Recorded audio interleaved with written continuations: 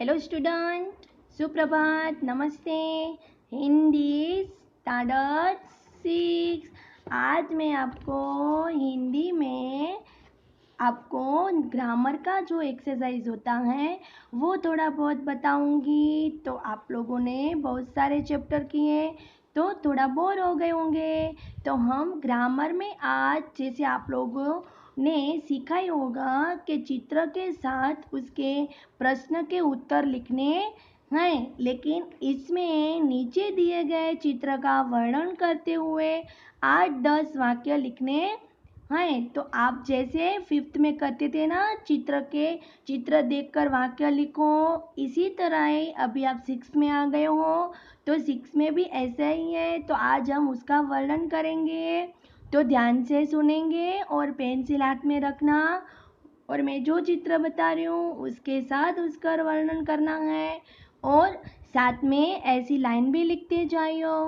तो चलिए नीचे दिए गए चित्र का वर्णन करते हुए 8-10 वाक्य लिखिए। जैसे आपको ये चित्र दिखाई दे रहा है, गांव का लग रहा है चित्र। गांव के अंदर तालाब है, बहुत सारे घर दिख रहे हैं, पेड़ हैं, फिर इधर एक छोटा सा मंदिर है। उस मंदिर के पास एक ग्वालिन बैठा हुआ है जो भेड़ बकरियां चराने जाता है, वहाँ बैठकर आराम कर रहा है। फिर ये एक बड़ा सा पेड़ है जो आप लोगों ने सबने देखा होगा, ऐसा पेड़ जैसे हम इस पे वो डाली पे लटकते जो झूले खाते हैं, ये बच्चे भी ये कर रहे हैं। एक दौड़ कर आ रहा है, एक डाली के ऊपर जो रस्सी बंधी हुई है उस पे झूला खा रहा है, खरगोश दिख रहा है। फिर यहाँ पे 3 स्त्रियां हैं जो एक पानी भर के आ रही है, दूसरी टोकरी में कपड़े लेके जा रही है धोकर, एक कपड़े धो रही है। फिर पानी का मस्त चित्र है, सुबह का वातावरण है, सुबह सूरज दादा निकल रहे हैं पहाड़ पे से, पहाड़ के पीछे मस्त सूरज दादा निकल रहे हैं, पक्षी कलरव कर रहे हैं।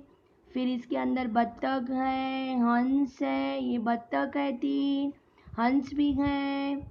यहाँ पे चिड़िया उड़ रही है, गाय पानी पी रही है, इसी तरह बच्चे तैर रहे हैं पानी में, कुत्ता यहाँ पे बैठा है मंदिर के पास। इसी तरह चित्र देखकर आपको अच्छी तरह सेंटेंस लिखने हैं। फिर दो ऐसे बड़े बड़े 2 पेड़ हैं, 1 2 3 4 5 6। वैसे तो गांव में बहुत सारे घर हैं, लेकिन यहाँ पे 6 घर दिख रहे हैं।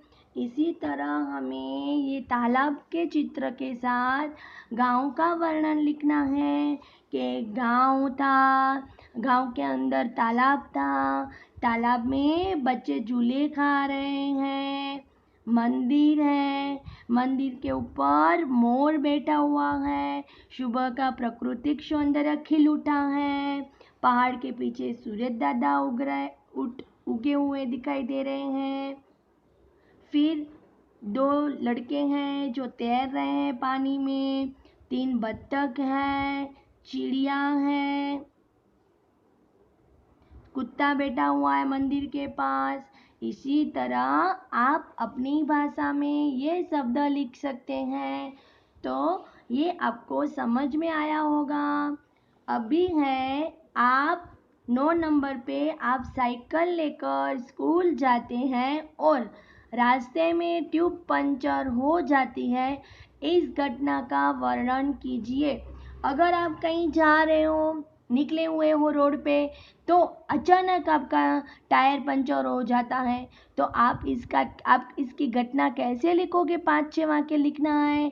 तो आपकी अचानक साइकिल में ट्यूब में पंचर हो जाती है, फिर आप वहाँ पे ठीक करने बैठते हो, रास्ते में कोई गाड़ी का इंतज़ार करते हो, या तो उसी रोड पे कोई नहीं मिलता, पैदल पैदल जाते हो, फिर कोई पंचर वाले की दुकान पे वो ट्यूब का पंचर निकालते हो, फिर अपनी साइकिल लेके चले जाते हो।